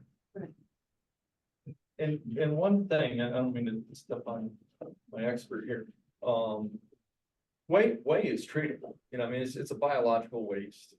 You need time and oxygen and bacterial action, and that will treat, and it's definitely treatable.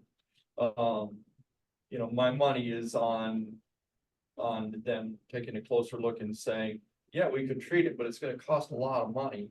And it's gonna be a lot cheaper and easier if we find somewhere else to put this stuff.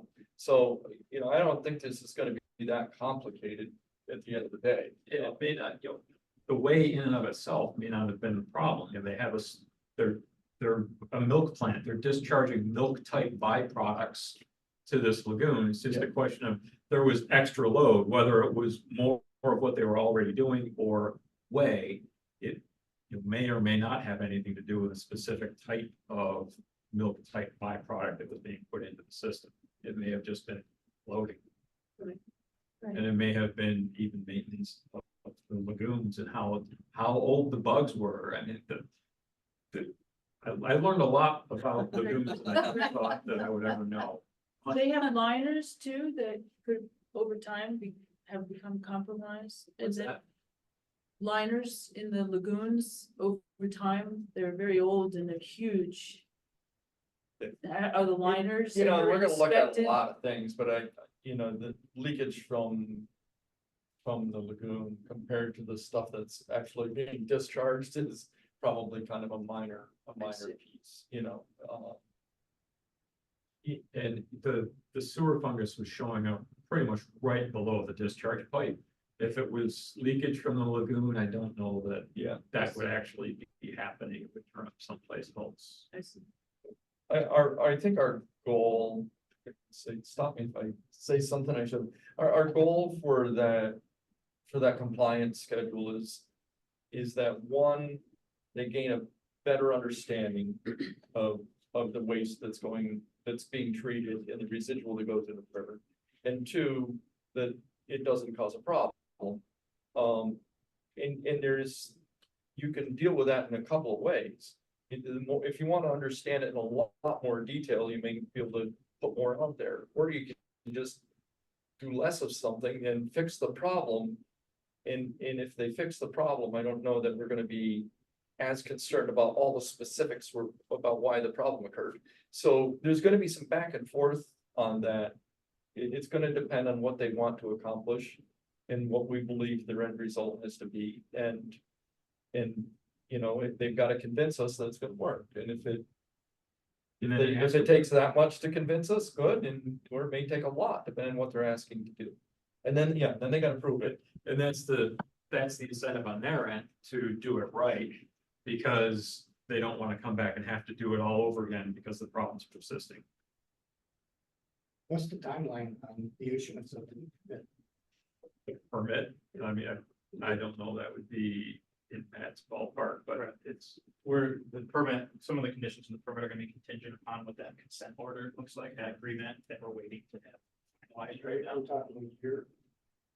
I wouldn't think that. I wouldn't think that long, no, and it'll be publicly noticed, like any permit. So people will be able to understand terms, limits, have a comment period. I'm sure once we get the consent order signed, everybody will know. Put that on our website and let towns and any other interested parties know. One of our concerns, one of my primary concerns has been, we could write a permit that is so stringent that the plant really can't meet it, can't operate. And is that what's necessary to protect the river? Where, you know, and so we want to be careful, because if our permit is too stringent, we have an anti-backsliding rule that won't allow it to lighten up on that if we guessed too far. Well, and the other part of that is we can't be arbitrary and capricious in the conditions we put into the permit. We have to have a reasonable basis to request what we request. We can't just throw something out there and say, we have to do this. We have to have a good technical basis to require it. When they were operating, like I said, their words properly, right? Upstream from the plant, the river is class B. No, just downstream. Downstream is plant. Where they discharge is class B. Where they discharge is C. Right. C. It's a C at the bridge down. Right, yeah. Up, downstream, it turns back to the B, Yes. and it's upstream, it's a B. No. No, Upstream, it's a C. Depends on how far you go upstream. I Oh. see what you're saying. Oh, okay. It may change. I'd have to go look at a map to see where you are at the headquarters there. so what's reducing giving you the same water quality at the discharge at C and upstream is at C. No, when those waters are classified, it's based on use. Not current conditions. There's a big process in order to gather data, to classify water bodies. So B means that people have been fishing it, have been swimming in it, those types of things. A means someone draws potable supply out of it, even though, you know, Or- we may not Or it's say that. suitable for it. Yeah, that's the other thing, people, is it's suitable for that use. Yes. So they don't- Double A and double AT, you're getting into trouble. Right. Cold water species. Yep. But basically, their standard that we apply to them is actually higher than their discharge point, because the standard is higher, a very short stretch of stream downstream from where they discharge. So even though technically they discharge into a C water, they get B standards because that point happens 100 feet downstream. So they get the more stringent standard anyway. Well, I did speak to some residents that live along the Blackway of Deer River, and yes, the high water has flushed it all out, and there hasn't been any problem since all that high water, but they'll be paying attention. We want them to pay attention for sure. Right. And So, and they should let us know, talk to us and give us that information. okay. Does anybody on Zoom have any questions or anything? Okay, It's just on you. did he? No, I'm all good. Okay. Thank you for checking in, though. Oh, yeah, don't be afraid to yell. All right. Hearing no more questions, thank you guys so much for coming. It really has been very helpful and informative. We No. appreciate it. Nothing else for us? I don't think so. Not tonight. Linda looks like. I just, in general, with all the high water that rushed through our rivers this summer, has DEC and done any kind of accounting of any kind of environmental integrity? Summarization of like, erosion, turbidity. We don't look at, say, the stream bank characteristics, those types of things. Mostly those are privately owned, and if there's damage, somebody wants to address it, they come to us for a permit to deal with it. If it's related to infrastructure, our environmental permits office has been issuing lots of emergency authorizations for municipalities here in St. Lawrence County. Actually, Andy Willard did a great job putting together a whole list of every bridge and stream crossing and culvert that needed some type of work, and gave it to our regional permit administrator, and they've been working through that list of approvals. I think alphabetically. I know Jessica has organized it someplace, so she's talking with Andy Willard. There were, I think, over 100 on the initial list. Some of them didn't need any permitting, I believe. So that seems to be going very smoothly. We do know when municipalities come to us and tell us this is going on, we know where the impacts are. We know where impacts are on infrastructure that we maintain. But to just generally go over thousands of miles of stream to say this is eroded or not would be something that's just not feasible. And again, most of it's on private property. And honestly, just about in the areas that were impacted, every stream will have had some type of erosion or movement, because that's what streams do, which is the other reason we don't really look at it. Streams are not concrete channels. They are natural dynamic systems, and they pick up sediment and they move it. That's what they do. Sometimes they do it a lot.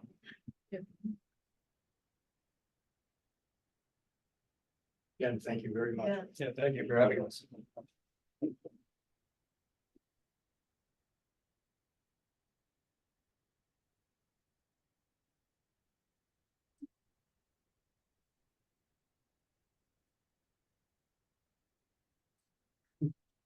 Thank you. I'm gonna jump off as well, but I was wondering, as I saw that 30/30 was on there. Does the county look at how much, conserved lands they already have? No, but that's a project that we're potentially exploring as a future action item.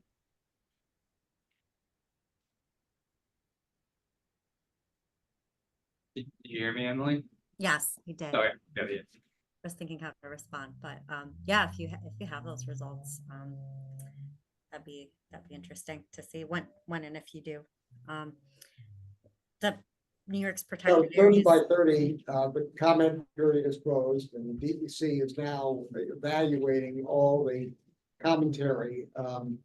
Sam distributed my letter on 30/30 to the committee. I don't know, Emily, if you've got a copy of that, but we can provide it to them. I analyzed the 30 by 30 strategy and how to get essentially from the 22% of the state that is preserved now, and what we would have to do to get to the 30% of the state's lands and waters for the 30/30 program. And I think after post submission, I came to the conclusion that we will probably make the greatest progress towards 30/30 by enhancing the property tax, but relief for smaller forestry owners and also for farmers. And that those would be the most cost-effective ways of preserving open space to reach the 30/30 target. So I'm hopeful that the state will take a good, strong look at those opportunities. And also reach out to some of the people who were offering solutions and strategies.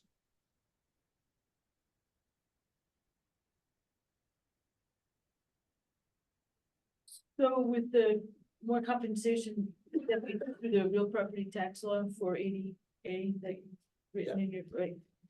So that would. Right now, the problem with the forest tax law program is that it's a good deal, even for 80A, it's still a good deal for landowners.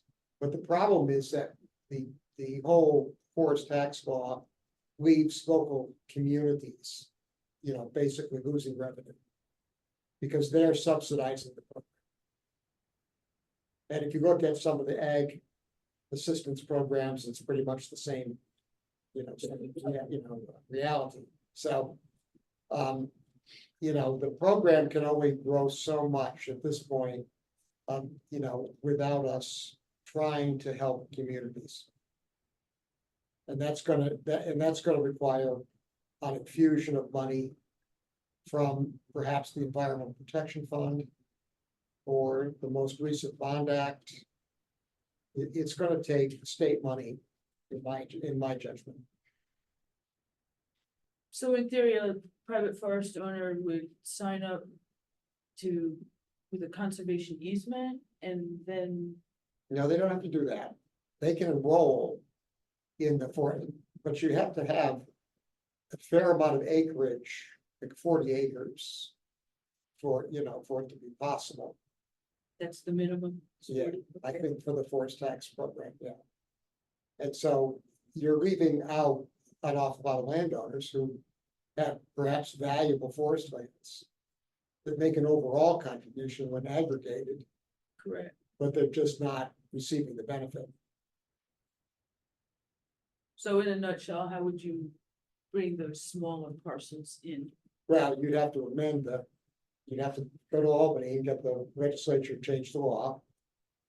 But we're not likely, I can see the Association of Towns and the Association of Counties coming into the lobbying negotiation. And they have good lobbyists, because I've interacted with them for many years. And they're gonna point out the hit that the communities are taking. And if we're gonna, it's always been my feeling that if New York State as a whole is gonna benefit from open space conservation, really the state needs to step in and save harmless the communities. They let me spread across less people, right? That's what I always. Whenever there's an exemption of this work.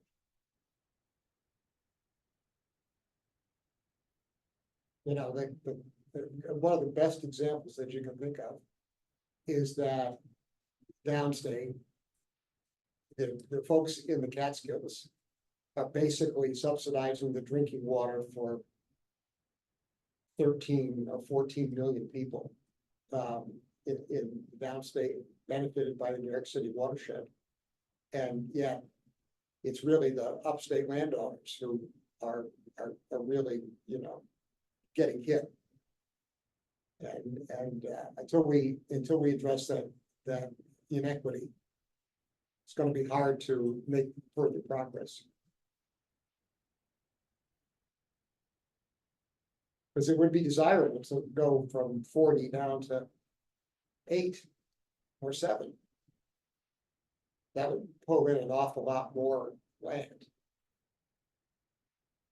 So a private owner would agree to well, you're saying not an easement, but there's some sort of contract that, No, they submit a plan, usually prepared by a certified forester. Okay. Okay, and the plan needs to be approved by DEC. And, once that's approved. And they follow through on complying with the plan. They get the tax benefit. Tax reduction.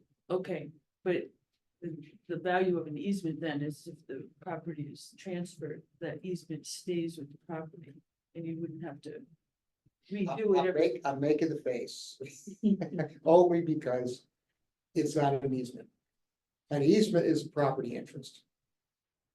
Okay, so when you sell land burdened by a conservation easement to this, to the state, you get an automatic under our conservation easement law.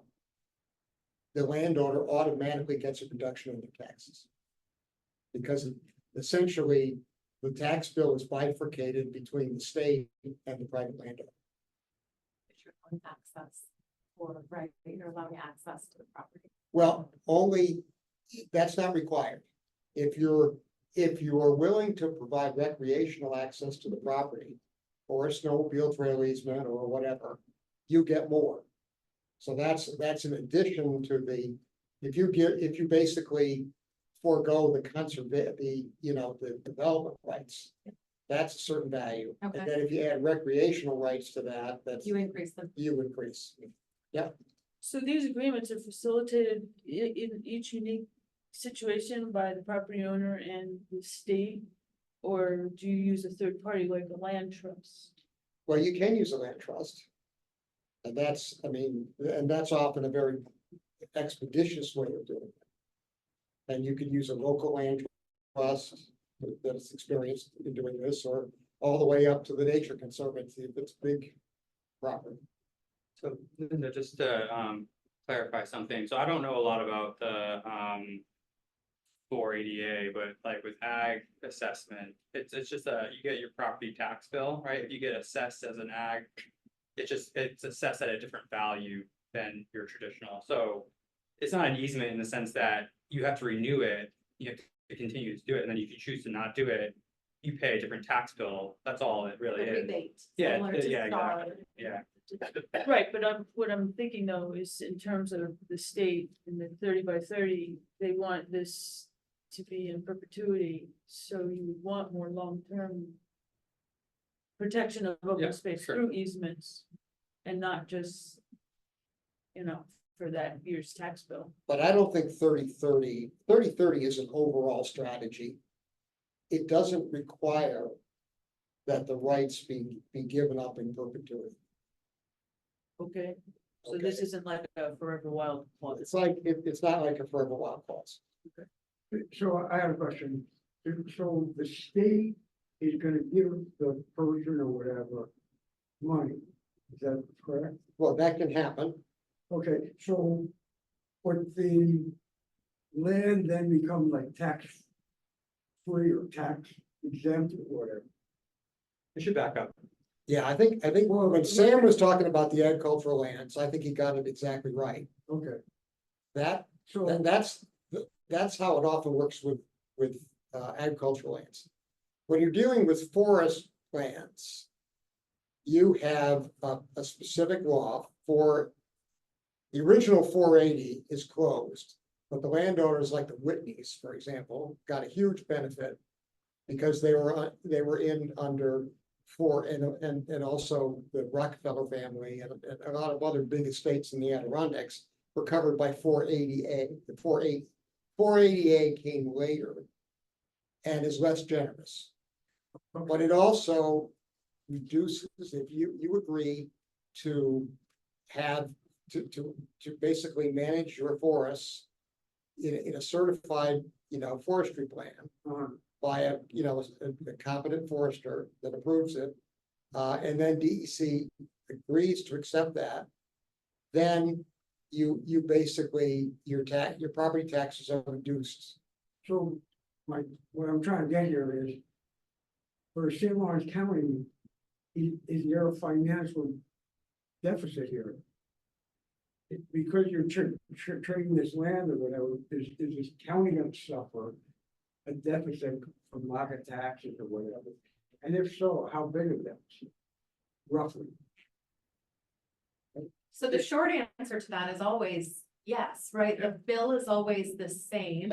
The levy is always the same spread across the people that are paying the bill, right? So let's just say if $100 is due and this person's only contributing 80, somebody else, the rest of the taxpayers have to make up the $20 deficit, right? That's always what happens with any kind of a rebate or anything. That includes all of our big corporations that have in St. Lawrence County that have huge tax exemptions that we carry the burden on. That includes, it's any kind of a tax So is that burden, rebate, like, reduction, that exemption. 80-20 burden, whatever, is that something that St. Lawrence County should be, this is gonna really impact our budget? Here, Honestly, it might affect you by 50 cents over your tax bill.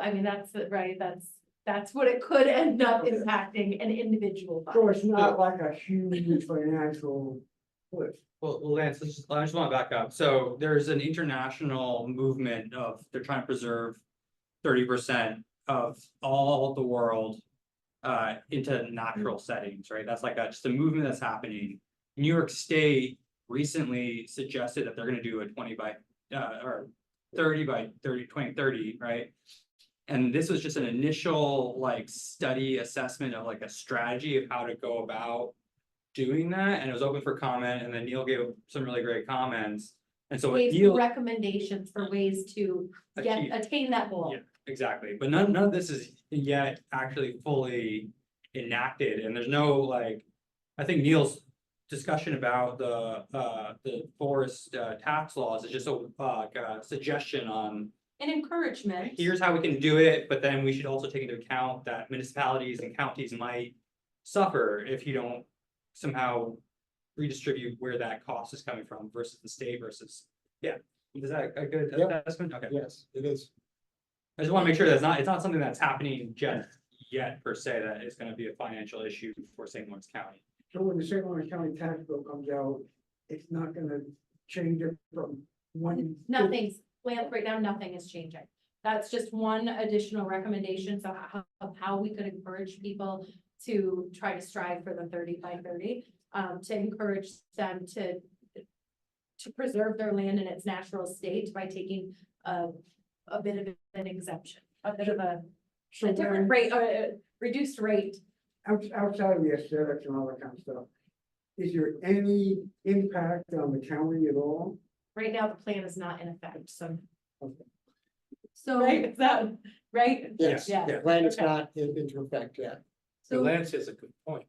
It's not in effect, but we're playing a zero-sum game.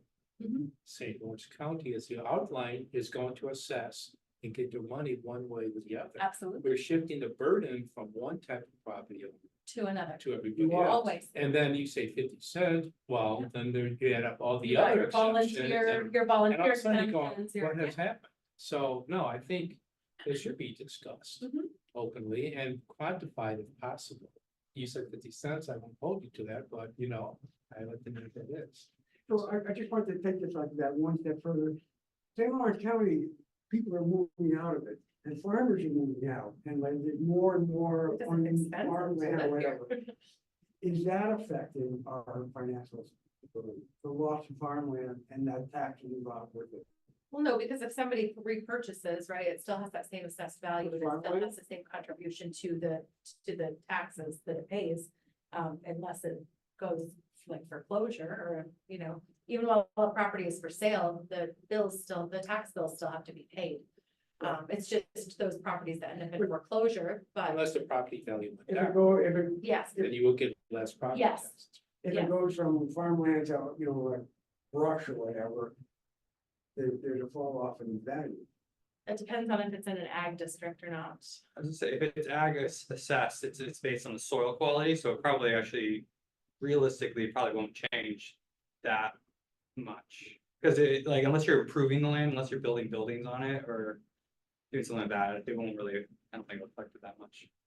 I do want to make a comment. There's two things in the chat. Emily Fell said, there's a really great study on TIL. I guess TIL is the organization that shared the economic benefits of conserved land, and she provided a PDF, so I can share that with the group. And then Rob Bick said currently St. Lawrence County as a whole is 40% tax exempt. Be careful when we recommending adding to that total. 40%? 40%. 40% is tax exempt. Yeah. I don't think the inequity in the Catskills will ever be, I don't think the city is gonna give more money to the local Catskill people. No, but for a region like us, mean, preserving I don't its natural state, I mean, right now, we're trying to grasp at tourism, right? In this area, so preserving natural state does bring in tourism dollars as opposed to developing area. I mean, so I guess, there is that argument as well. And Well, remember you've got that people. when the state of New York, or the county, okay, Same office. okay, the state of New York, for all that forest preserve, is paying a lot of money to the localities, and it sends no kids to school.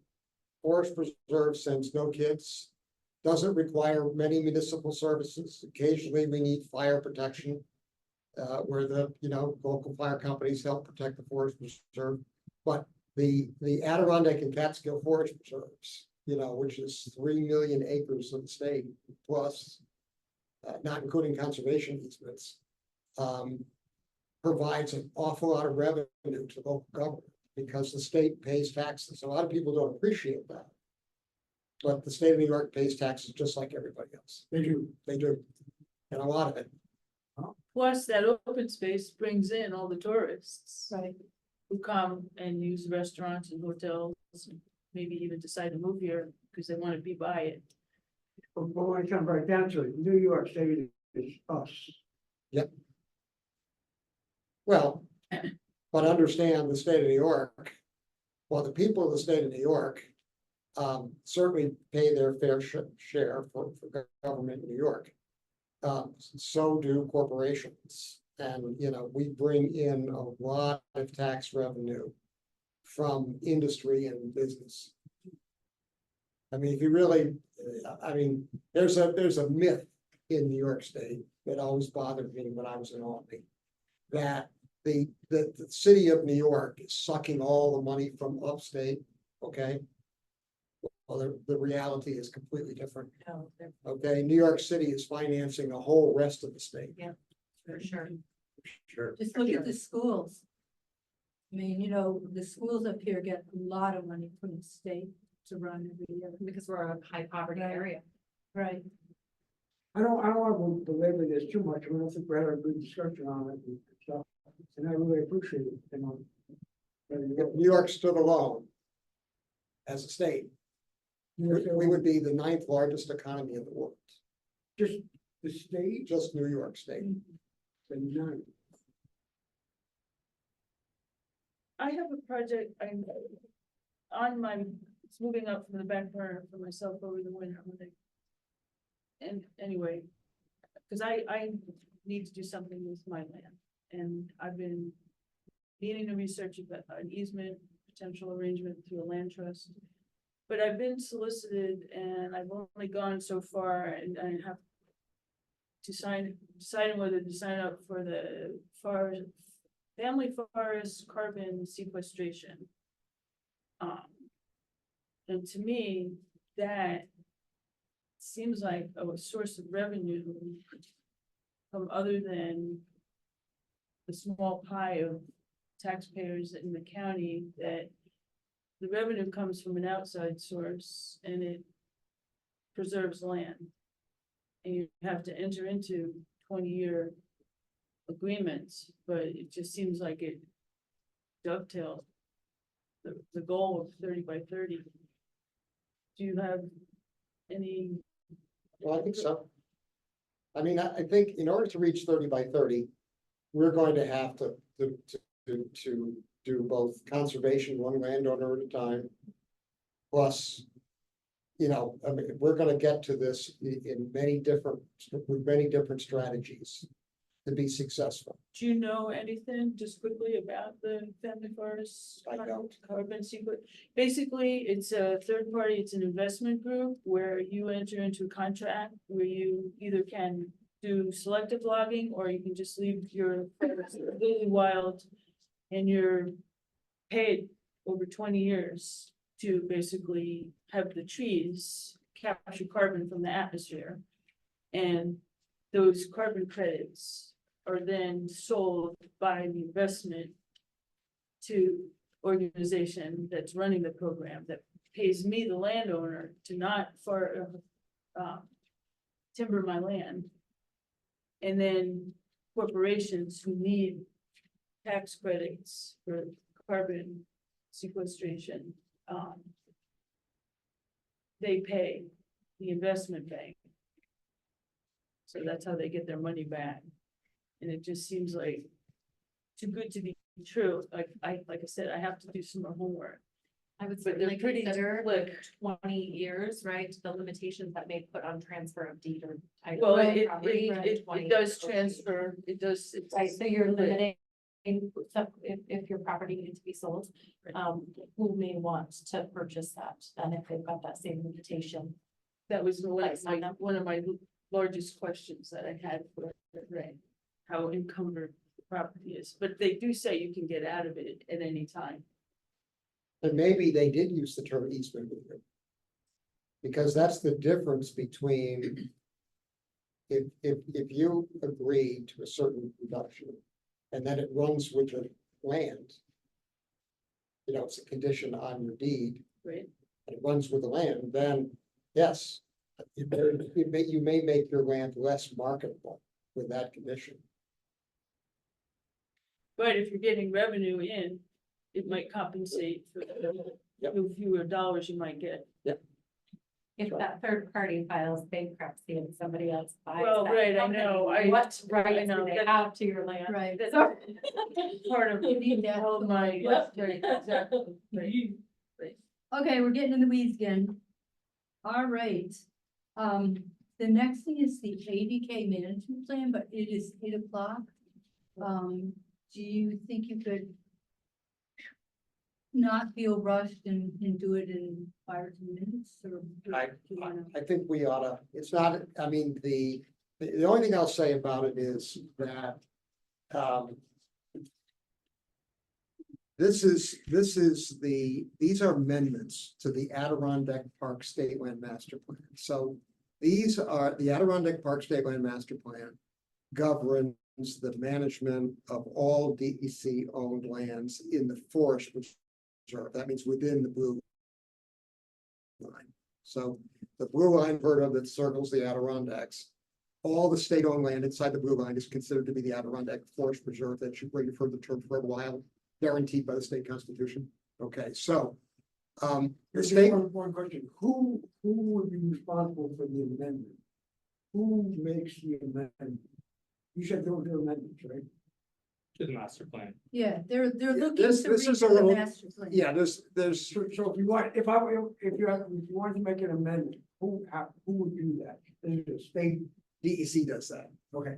Well, DEC prepares the master plan. Okay, so it's not like Proposition 1 on the ballot. No, I mean, it's a little confusing, and I just want to make it a little clearer. One of the things about the Adirondack and Catskill Forest Reserves is that once land is in the forest reserve, you essentially can't remove an acre of that land or use an acre of that land for an inconsistent purpose without the people of the state of New York through a constitutional amendment doing that. And I'll give you an example. In my little community of Wanakina, we needed to get water from a spring about a mile from the village. And we had to pass an amendment that allowed us to run a pipe from that spring into the hamlet to provide us with our drinking water, okay? And all the people of the state of New York had a voice in that. 2 successive legislative separately, had to approve it. And then it went to a referendum that everyone in the state got to vote on. Okay, so, but this is a little different. This, what I'm gonna talk about, not tonight. But how the state manages the forest preserve inside the blue line is governed by the Adirondack Park State Line Master Plan. And that governs things like what kind of snowmobiles trails can be built. What kind of motor vehicles, if any, can be used in the forest preserve. And all kinds of questions. I mean, I got a big kick out of one of the new definitions. A beaver control structure. Whatever that is. My experience is that nobody can control beavers. And you might as well give up trying. But that's a new definition, a beaver control structure. So I think we better, because it is getting late. There are some important changes, but people have until December. The EC is the park agency, Adirondack Park Agency, is taking comments through December 2nd.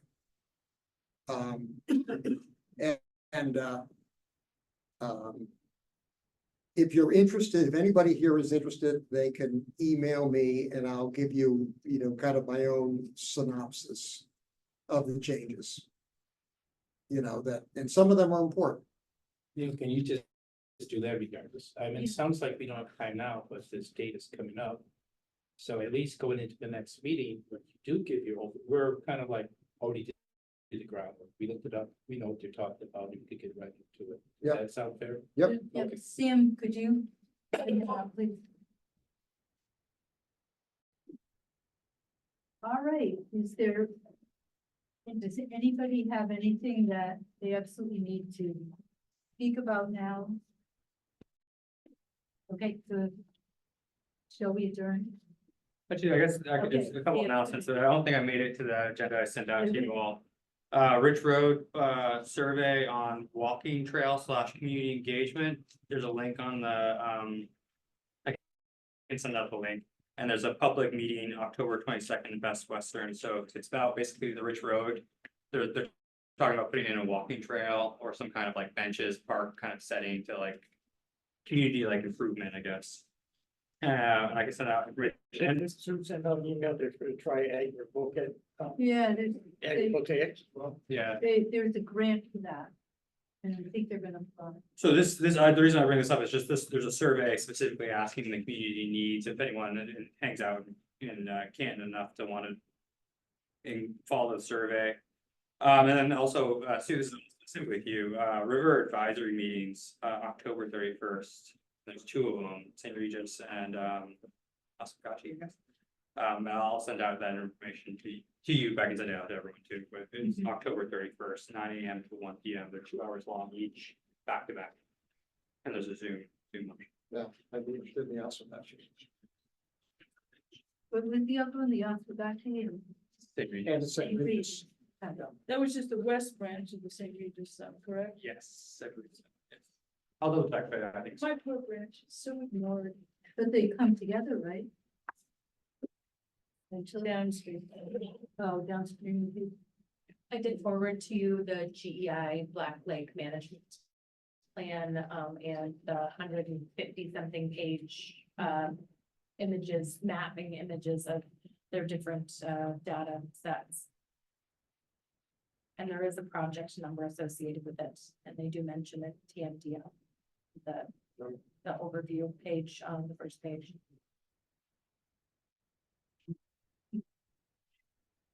Motion to adjourn. Yes. You got it. Anybody second? Second. All right. Meeting's over. Wonderful. Yeah. Good night, everyone. Yeah. Good night. Good night, Lucas. Lucas. Thank you, Lucas. Coming. Yeah.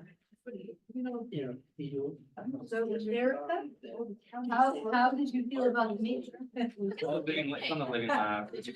I actually asked about it a few years ago. I think that, but go ahead. Yeah, so the organization there, the data logger is somehow on it. Same thing. It's not working. It's not providing data. Yeah. There's a couple peaks out there. And I directed that, but I was looking at storage too, so.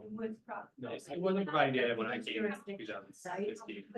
Where you get those like. Okay, and then apparently there was also a station at CCE. I don't know if anyone knows that, CCE, cooperative extension. I didn't actually there. That is something.